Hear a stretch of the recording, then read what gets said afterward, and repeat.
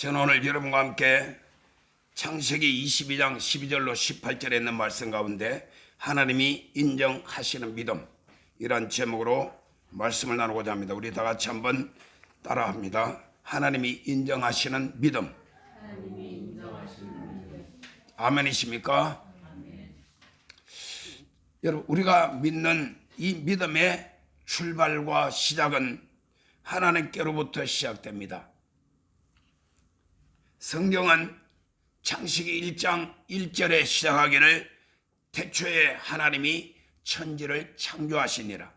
그래서 하나님이 천지 만물을 창조하시는 그 창조의 사건부터 성경은 기록하고 있습니다. 그리고 사람을 창조하셨습니다. 그리고 또한 하나님은 창조한 우주 만물과 인간까지 하나님께서 통치하시고 다스리십니다.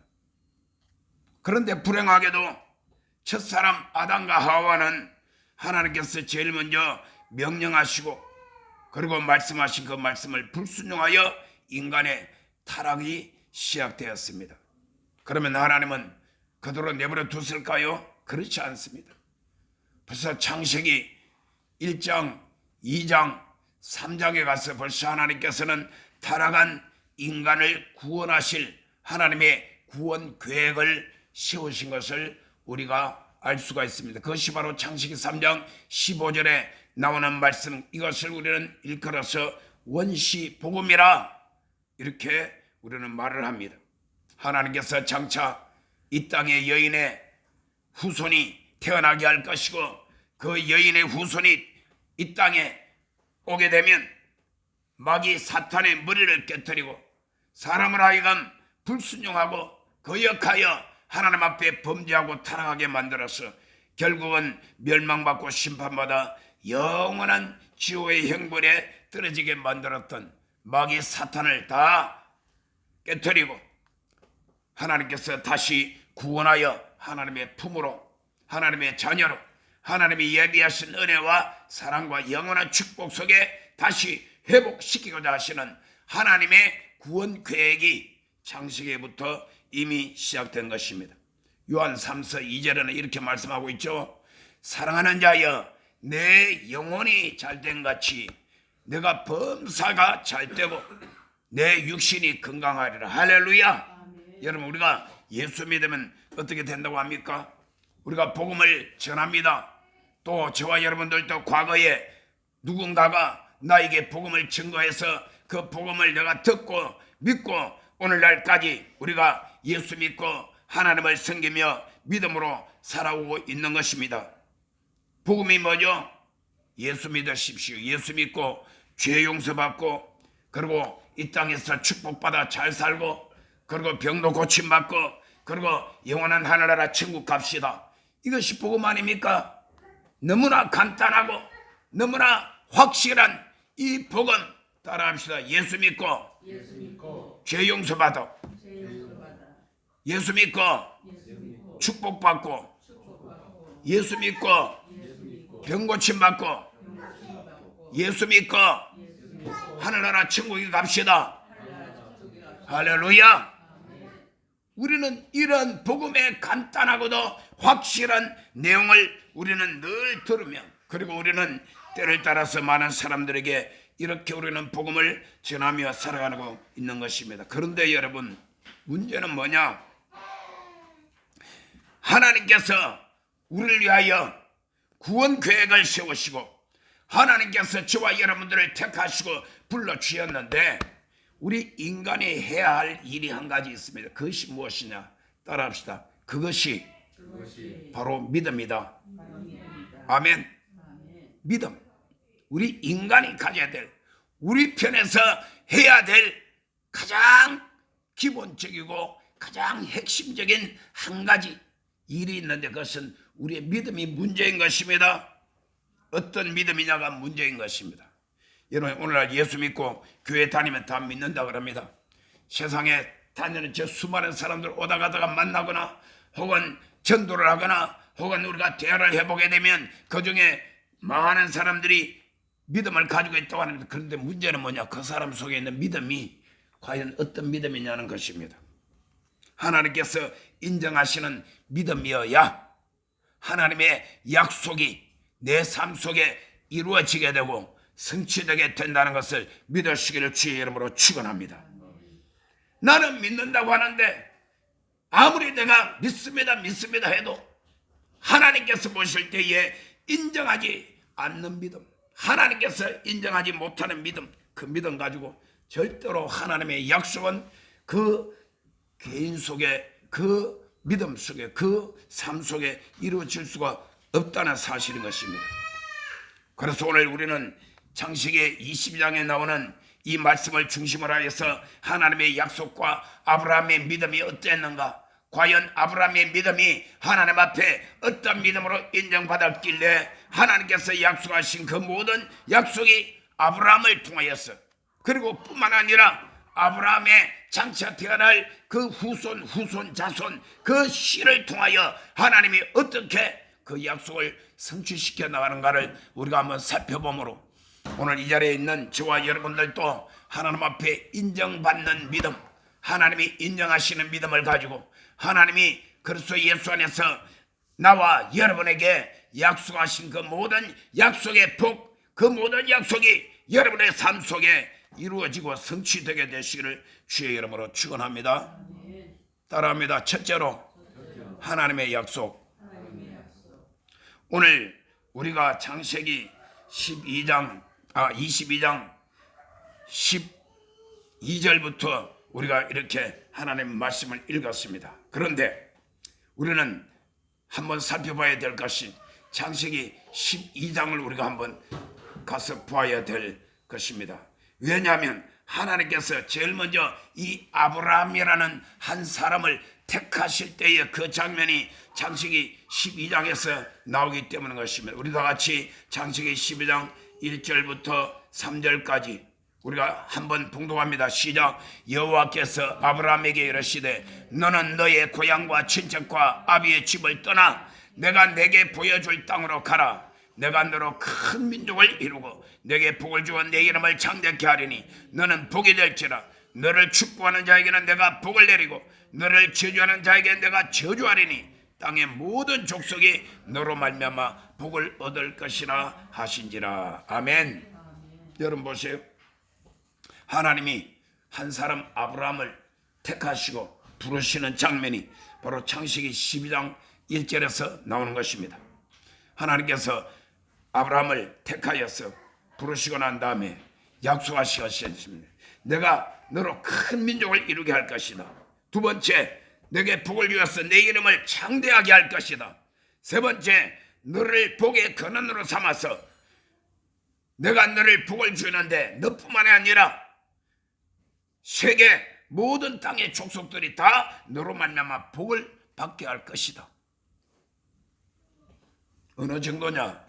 누가 너를 축복하면 내가 너를 축복한 그 사람을 복 주고, 누가 너를 저주하면 내가 너를 저주한 그 사람에게 내가 저주까지 할 것이다. 이 어마어마한 하나님의 그런 특별한 그 은총과 하나님의 역사를 아브라함에게 약속해 주신 것입니다. 그런데 여러분, 우리가 성경 자세히 읽어보게 되면 무조건 그렇게 세 가지 약속만 주신 것이 아니고 창세기 12장 1절에 보게 되면 하나님께서 이렇게 딱 조건을 제시합니다. 다시 한번 읽어봅니다. 시작. 여호와께서 아브라함에게 이르시되 너는 너의 고향과 친척과 아비의 집을 떠나 내가 내게 보여줄 땅으로 가라. 다시 말하면 오늘 이 성경은 개역 개정인데 개역 성경에 보게 되면 너는 본토 친척 아비 집을 떠나서 내가 내게 지시할 땅이 있는데 내가 지시하는 땅으로 가라. 그리하면 내가 이 세 가지 약속을 내가 이 약속을 내가 이루어주겠다. 무슨 약속? 제일 먼저 너로 큰 민족을 이루게 할 것이고 내가 내게 복을 주어서 내 이름을 창대케 할 것이며 그 다음에 내가 너를 복의 근원으로 삼아서 세계 모든 민족들이 복을 받게 할 것이다. 이 하나님의 약속을 베풀어 주신 것입니다. 그래서 성경에 보게 되면 4절에 보면 어떻게 되어 있습니까? 이에 아브라함이 야훼의 말씀을 따라 갔고 롯도 그와 함께 갔으며 아브라함이 하란을 떠날 때에 75세였더라. 아브라함이 하나님의 택하심과 부르심을 받아가지고 하나님의 뜻을 향하여 출발한 나이가 75세였어. 그런 내가 이 말씀을 읽으면서 나도 큰 위로를 받아. 나는 아직까지 75세가 되려면 아직 5년 이상 더 지나야 되니까. 그러도 나는 아직 젊다 이 말이야. 할렐루야. 아멘. 여러분은 뭐 말할 필요도 없지. 여러분은 팔팔한 거요. 젊다가 아니라 아직 쌩쌩하고 팔팔한 거요. 아브라함이 나이가 75세 때에 하나님의 부르심과 하나님의 약속을 딱 받고는 바로 출발을 하기 시작한 것입니다. 세월이 지나고 지났어. 하나님께서는 그 후대에 모세 때에 또다시 하나님이 아브라함으로부터 약 600여 년이 지난 후입니다. 아브라함부터 계산을 해보면 모세 때까지는 약 600여 년이 지났는데 그때 또다시 하나님께서 모세에게 나타났습니다. 시내산 호렙산 가시떨기 불 붙는 곳에서 하나님이 모세를 부릅니다. 그곳에서 하나님께서 모세에게 또다시 어떤 약속을 합니다. 그 약속이 우리가 한번 볼까요? 그것은 바로 출애굽기 6장 6절 7절 8절에 기록되어 있습니다. 자, 제가 말씀을 딱 띄울 테니까 우리가 한번 하나님께서 모세에게 나타나셔서 또 뭐라고 약속의 말씀을 주시는지 한번 봅시다. 다 같이 시작. 그러므로 이스라엘 자손에게 말하기를 나는 야훼라 내가 애굽 사람의 무거운 짐 밑에서 너희를 빼내며 그들의 노역에서 너희를 건지며 편팔과 여러 큰 심판들로서 너희를 속량하여 너희를 내 백성으로 삼고 나는 너희의 하나님이 되리니 나는 애굽 사람의 무거운 짐 밑에서 너희를 빼낸 너희의 하나님이 야훼인 줄 너희가 알지라. 내가 아브라함과 이삭과 야곱에게 주기로 맹세한 땅으로 너희를 인도하고 그 땅을 너희에게 주어 기업을 삼게 하리라. 나는 야훼라 하셨다라. 여러분, 하나님께서 아브라함에게 나타나시고 아브라함에게 약속하시가 세월이 600여 년이 지난 다음에 모세 때에는 이미 하나님께서 약속하셨던 그 약속의 말씀이 진행되고 있는 과정에 있습니다. 그렇죠? 그래서 아브라함에게 약속한 대로 그 자손이 이방의 나라의 객이 되게 하고 그 이방 나라는 바로 애굽을 말하는 것입니다. 이방 나라의 객이 된다는 것은 애굽 나라의 종으로 그들이 가서 지금 종생활을 하고 있다는 것입니다. 그런데 때가 되면 하나님께서 아브라함에게 약속하신 그 약속의 하나님이 모세에게 나타나셔서 다시 하나님께서 그렇게 그들의 조상 아브라함에게 약속하신 것을 상기시키는 것입니다.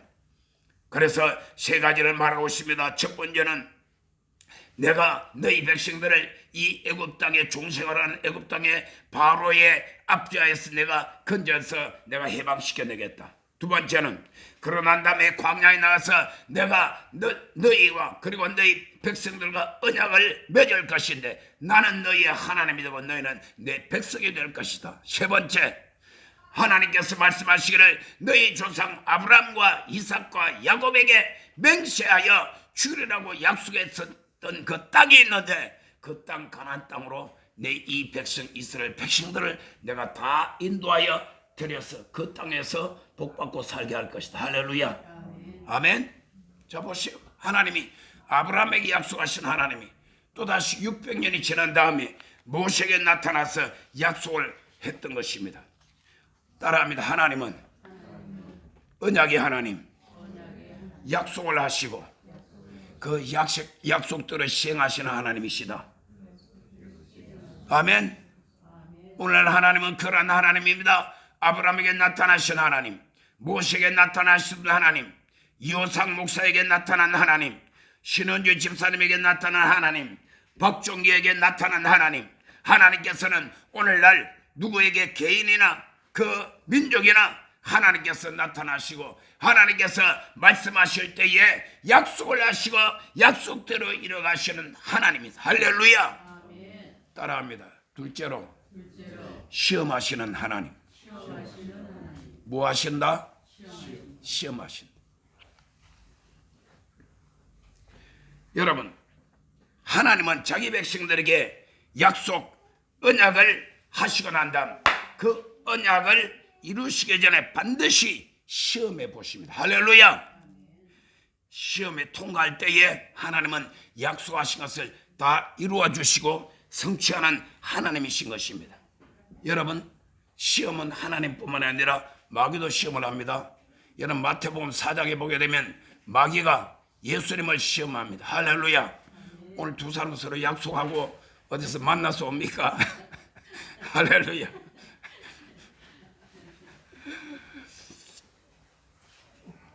마귀가 예수님에게 찾아와서 예수님을 3번씩이나 시험을 했습니다. 예수님이 40일 동안 금식하신 후에 마귀가 예수님을 찾아와서 시험을 합니다. 광야에서 예수님을 한 번, 두 번, 3번 시험을 하는데 예수님은 그 시험에 이겼습니다. 할렐루야. 시험을 물리쳤습니다. 아멘. 여러분 우리가 살면서 근원적으로 보게 될 때에 그 원인으로 볼 때 두 군데로부터 시험이 옵니다. 한 군데는 마귀가 우리를 시험합니다. 마귀가 우리를 시험하는 이 시험을 우리는 영어로 말하면 템프테이션이라고 그래요. 템프테이션은 뭐냐? 유혹입니다. 유혹은 뭐냐? 우리를 유혹하고 미혹하고 우리를 어떻게 하든지 미혹하여서 넘어지게 만들어서 우리를 멸망시키기 위한 것이 바로 마귀가 우리에게 갖다 주는 시험입니다. 그러므로 마귀가 갖다 주는 시험, 다시 말하면 템프테이션은 우리가 예수 그리스도의 이름으로 단호하게 물리쳐야 됩니다. 아멘. 거기는 넘어지면 안 됩니다. 그러나 또 한 군데는 뭐냐? 바로 하나님께서 그 자녀들에게 우리에게 시험을 주신다는 것이, 이것을 우리는 영어로는 테스트라고 말하면 테스트 해본다 이런 말 많이 하죠.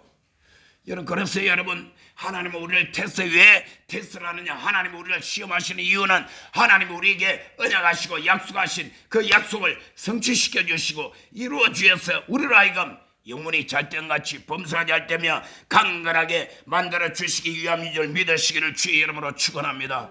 여러분 우리가 이 세상에 사람이 살아가는 우리의 현실 속에서 보게 되면 시험이란 것은 끊임없이 우리에게 다가옵니다. 여러분 오늘 또 여러분 자동차를 몰고 왔죠?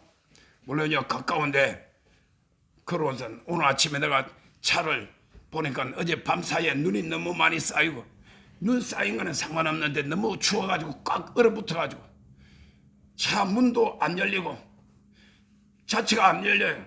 그래가지고 놔두고 걸어왔어요. 내가 뭐 걸어와도 여기는 뭐 금방 5분이면 다 걸어오니까 여러분도 걸어오신 분이 계실 것입니다. 그러나 차를 갖다 몰고 오신 분들도 있죠. 자, 여러분 보세요. 자동차 몰고 다니는 거 아무나 막 무조건 뭐 몰고 다니면 됩니까? 준영아, 너 지금 너 아빠 차가 있는데 아빠 차 딱 갖다 주면 막 부릉 하고 시동 걸어가지고 저 전주에도 가고 뭐 서울에도 왔다 갔다 할 수 있어 없어? 못한대. 왜? 운전면허증이 없어. 면허증. 다 테스트를 해봅니다. 자동차를 운전하여서 다닐 수 있는 모든 그 과정과 모든 것을 해가지고 운전면허 시험을 쳐가지고 합격을 해야 그다음 운전할 수가 있어. 법적으로. 면허증 가지고 있지만 운전 안 하는 사람도 많이 있습니다. 그러나 면허증을 가져야만 하게 되는 것입니다. 여러분 생각해 보세요. 하늘에 날아다니는 저 비행기, 여러분 비행기 저절로 날아갑니까? 비행기가 날아갈 때에 우리가 눈에 볼 때는 요 손가락 한 마디밖에 안 보이는 것 같지만 그 안에 들어가면 어마어마한 비행 조종사가 그 조종 안에서 거기서 조종을 합니다. 수천 가지의 바탄이 있어요. 우리가 알 수도 없는 수많은 것이. 그래서 제가 어릴 때 제가 한동안 생각한 것이 하늘에 비행기가 가면 그게 너무나 신기하죠. 나도 이 다음에 커가지고 공군사관학교 갔다 나와가지고 비행조종사에서 비행기를 몰고 하늘을 한번 날아봐야 되겠다. 그런 꿈을 가진 적이 있었습니다. 물론 나는 공군사관학교 내가 키가 작아서 안 된다 그래서 내가 지원도 못했지만은, 그리고 나는 어려서부터 목사가 됐는데 언제 공군사관학교 갔다가 비행조종사 됐다가 언제 목사가 됩니까? 시간 없는데. 그래서 나는 그런 생각을 가졌던 사람. 여러분 저 망망대해에 거대한 배 수십만 톤 군함 같은 거, 예? 그다음에 요즘 미국에서 전 세계에서 뽐내고 자랑하는 그런 핵 항공모함 같은 이런 것들이 움직일 때에 저절로 움직입니까? 아닙니다. 그 안에 전부 다 조종사가 다 있는 것입니다. 항해사가 있습니다. 여러분 아파서 병원에 가게 되면 아무 데를 가면 아무 사람이나 나와가지고 그냥 갖다 찌르고 막 그냥 칼로 째고 그 다음 주사 놓고 막 합니까? 의사가 있습니다. 의사가 되기 위해서는 의과대학을 나와야 되고 그 인턴과 레지던트를 거쳐야 되고 그래서 의사 시험도 있고 전문의 시험도 있고 다 있습니다. 여러분 이 세상에 법을 가지고 재판하는 법관들 우리는 뭐라 그럽니까? 사법고시라 그러죠. 사법고시에 합격해야만 그래서 나중에 거기서 그 사람들이 판사도 되고 검사도 되고 나중에 변호사도 되는 것입니다. 열심히 죽으라고 씨가 빠지라고 공부를 해가지고 그래서 의사가 되고 판사가 되고 검사가 되고 그런 것입니다. 여러분 강단에서 하나님의 말씀을 선포하는 목사도 마찬가지 것입니다.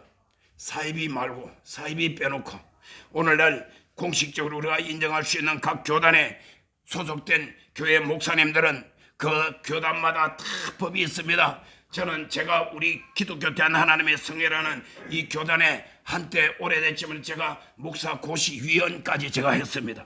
목사고시 시험을 우리가 출제를 하고 그 다음에 다 테스트를 하고 그래서 합격을 하게 되면 그 다음에 나를 잡아가지고 목사 안수를 받게 돼요. 그렇게 해서 목사가 되는 것입니다. 목사고시라는 것이 있습니다.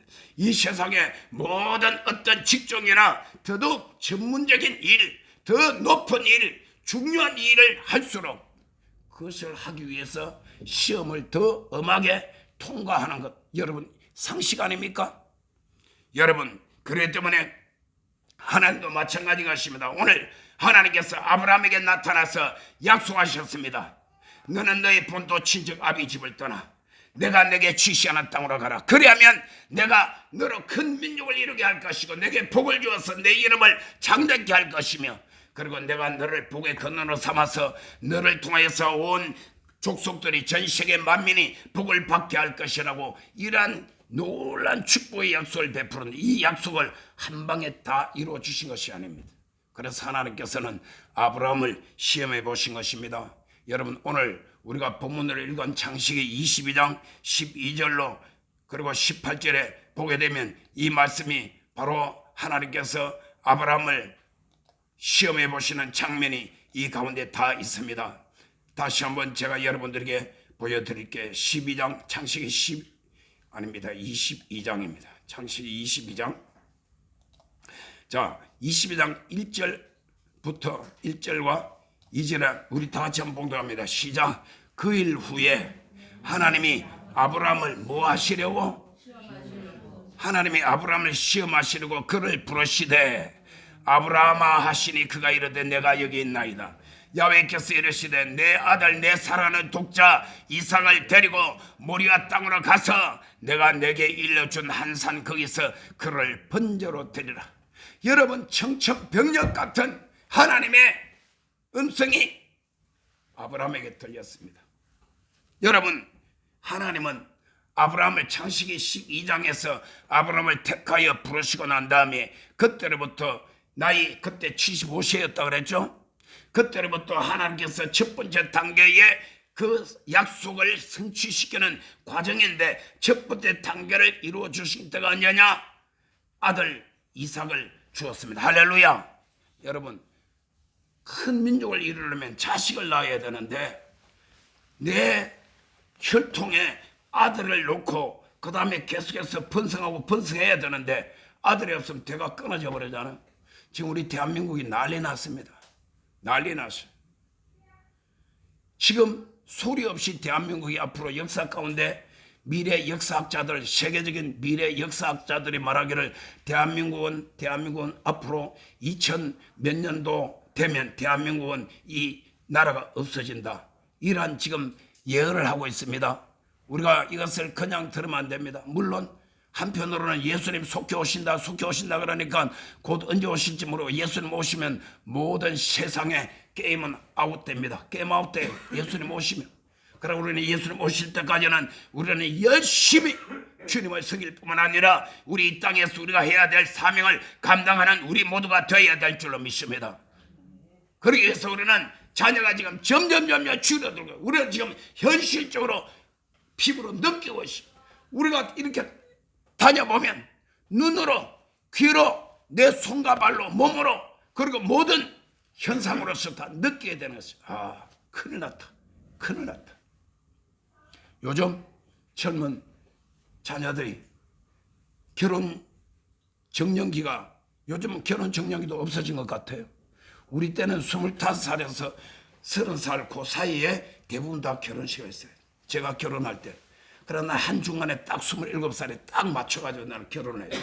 아주 모델 케이스. 그러다 지금은 30대 넘어야 돼. 30에서 40대 돼야 결혼하다. 지금은 결혼을 안 하고 살겠다는 프로테지가 점점 높아지고 있어요. 이 사회적인 여러 가지 현상들, 그리고 살아가기 힘들고 직장도 구하기 힘들고 집 한 채 구하기도 힘들고 세상이 점점 이렇게 힘드니까 젊은이들이 어쩔 줄을 몰라요. 이것이 모두 다 우리 대한민국의 미래를 보게 되면 참으로 우리는 낙심초만에 빠질 수밖에 없습니다. 그러나 우리는 전능하신 하나님이 계시기 때문에 하나님께서 역사를 하시면 어떤 방법으로라도 이런 모든 어려운 가운데서 하나님은 기적을 행하실 줄로 믿습니다. 그런데 오늘 이 말씀 가운데 보면 하나님께서 아브라함을 택하여서 그로 말미암아 큰 민족을 이루게 하고 내 이름을 창대케 할 것이며 온 세계 만민이 복을 받게 할 것이라는 이 하나님의 약속이 성취되기 위하여서 가장 급선무는 아들이 있어야 되는데 100세의 아들을 낳았어요. 그 아들이 바로 이삭입니다. 그리고 그 아들이 어느덧 성장하여서 10대, 오늘 여기에 보게 되면 적어도 15세 이상은 되었을 거라고 우리가 예측을 할 수 있습니다. 성경에 분명히 하나님께서 아브라함에게 내 아들 이삭을 모리아 산으로 가서 거기서 번제로 나에게 제사 드리라고 명령한 때가 몇 시인지는 정확히 기록이 되지 않았기 때문인 것입니다. 그러나 우리가 보통 15세 이상은 됐으리라고 그렇게 본다면 하나님이 아브라함을 맨 처음 택하시고 부르신 다음에 무려 40년의 세월이 거의 지나지 않았습니까? 왜냐하면 25년 다음에 아들을 낳았고 그 아들이 15살 된다면 40년 되지 않습니까? 하나님께서 독자 이삭을 번제로 바치라. 이것을 오늘 창세기 22장 1절에서는 하나님이 아브라함을 시험하시려고, 뭐 하시려고? 시험하시려고. 할렐루야. 그를 부르시되 아브라함 하시니 그가 이르되 내가 여기 있나이다. 야훼께서 내 아들 내 사랑하는 독자 이삭을 데리고 모리아 땅으로 가서 내가 내게 일러준 한 산 거기에서 그를 번제로 드리라고 명령하신 것입니다. 어느 날 기도를 하는데 하나님이 박종기에게 종기야, 예, 제가 여기 있나이다. 네 아들 시부를 데리고 가서 내가 지시한 한 곳 거기 가서 칼로 온몸을 각을 따서 불로 나에게 번제로 드리라. 그러면 어떻게 하시렵니까? 상상도 못하죠. 그럼 당연한 말이야. 하나님 날 잡아주세요. 날 들을 때면 날 하나님 삶아 먹든지 볶아 먹든지 찢어 먹든지 하나님께서 나를 그냥, 이건 부모의 심정이에요. 부모의 심정. 여기 자식 나가서 키워본 사람은 자식이 위급한 일을 당하거나 아니면 생명이 위독할 때 그런 생각 한 번쯤 가져보지 않은 부모는 없을 것입니다. 나도 분명히 그런 때 있었어요. 우리 딸내미 키우는데 내가 기억나는 것은 2번 숨 넘어갈 뻔, 2번 숨을 못 쉬면서 파랗게 2번 숨 넘어가는 적이 있어요. 그때 다가보니까 하나님 대신 내가 당하겠습니다. 이런 막 생각이 막 들더라. 그런데 여러분, 그것을 오늘 창세기 22장 1절부터 쭉 해서 기록을 하고 있습니다. 여러분 집에 가서 다 읽어보세요. 그러고 난 다음에 12절부터 오늘 이렇게 쭉 말씀을 하고 있는 것입니다. 우리 다 같이 한번 봅시다. 오늘 창세기 22장 12절 시작. 사자가 이르시되 그 아이에게 내 손을 대지 말라. 그에게 아무 일도 하지 말라. 내가 내 아들 내 독자까지도 내게 아끼지 아니했으니 내가 이제야 내가 하나님을 경외하는 줄을 아노라. 할렐루야. 아멘. 아멘. 그러면 아브라함이 어떻게 했다는 것을 여러분 그 오늘 1절부터 쭉 읽어보게 되면 그게 다 기록이 나오는 것입니다.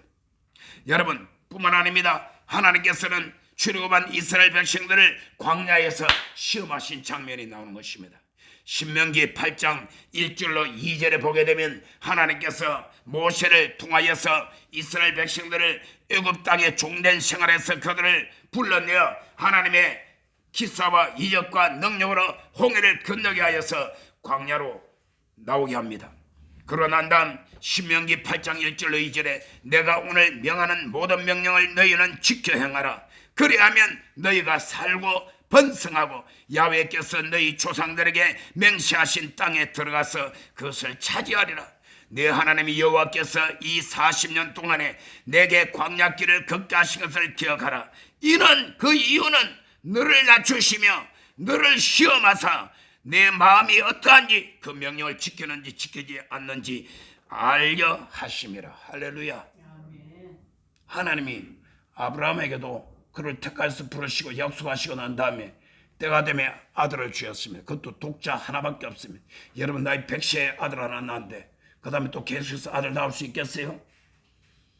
그래서 아들 하나 낳았는데 금이야 오기야 키웠는데 나이가 청소년 시절 돼가지고 하나님이 갑자기 또다시 아브라함을 불러서 그를 시험하시려고 아들을 번제로 드리라고 했습니다. 여러분 번제라는 것은 살아있는 사람을 묶어가지고 목을 따고 피를 흘리고 그 다음에 각을 다 떼서 그리고 장작 불 위에 올려놓고 불로 태워서 번이라고 해서 태울 번장 한문으로 태워서 하나님 앞에 제사 드린다는 것이 그것은 여러분 인간으로서 할 수 있는 가장 극한 상황이 아니겠습니까?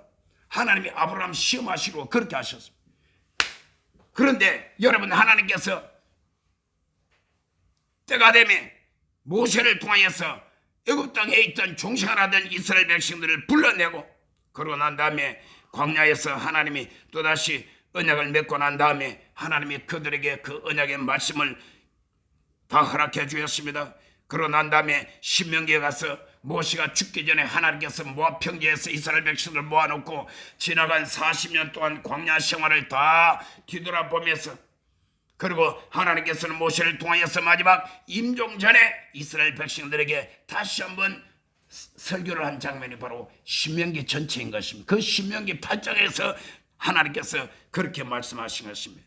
너희 백성을 이 광야 40년 동안 지나게 한 것은 이런 너를 낮추시며 너를 시험하여서 내 마음이 어떠한지 그 명령 하나님이 명령하신 그 모든 명령을 지키는지 아니 지키는지 알려 하려 하심이라.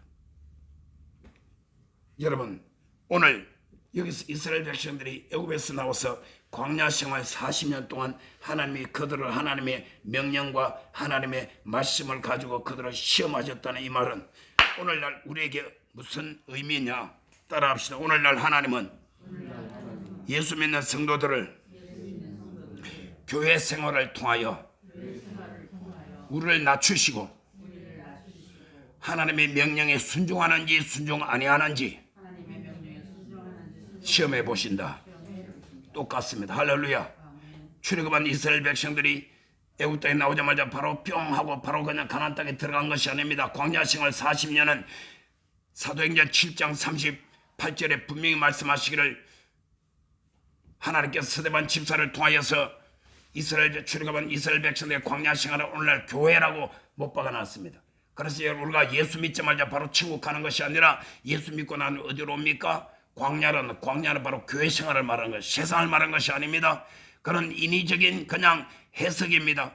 여러분, 그래서 예수 믿고 난 다음에 우리가 예수 믿는 사람들이 주일날 교회 나와서 예배 드리고 또는 기도하고 교회 안에서 세례도 받고 성찬 의식도 행하고 우리가 믿음으로 주님을 섬기는 우리의 모든 삶 전체를 아울러서 우리는 교회 생활을 하는데 하나님은 예수 믿고 난 다음에 천국 가기 전까지는 교회 생활을 통해서 우리를 훈련도 시키고 우리를 시험해 보인다는 사실을 믿으시길 바랍니다. 아멘. 어떻게 시험하느냐? 따라합시다. 낮추어 놓고 시험하신다.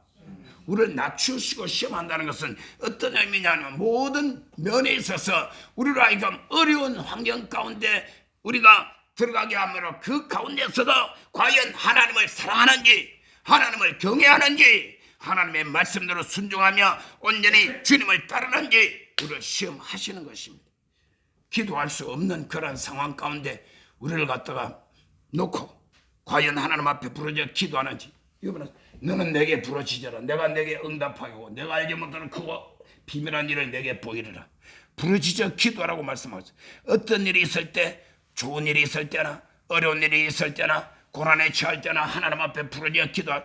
여러분들은 얼마나 부르짖어 기도합니까? 나는 요즘 계속해서 부르짖어 기도합니다. 할렐루야. 밤에도 기도하고 새벽에도 기도하고 오늘 또 나와서 여러분이 11시 예배에 그 시간 맞춰서 오지만은 나는 9시 이전에 여기 옵니다. 9시 이전부터 계속해서 나 혼자 기도했습니다. 왜? 일부 예배에 서영미 집사님 오늘 목사님 오늘 날씨 관계로 오늘 관천에 못 들어갑니다. 예배 참석 못합니다. 연락이 왔어요. 알았다고. 나 혼자 계속해서 기도하고 있습니다.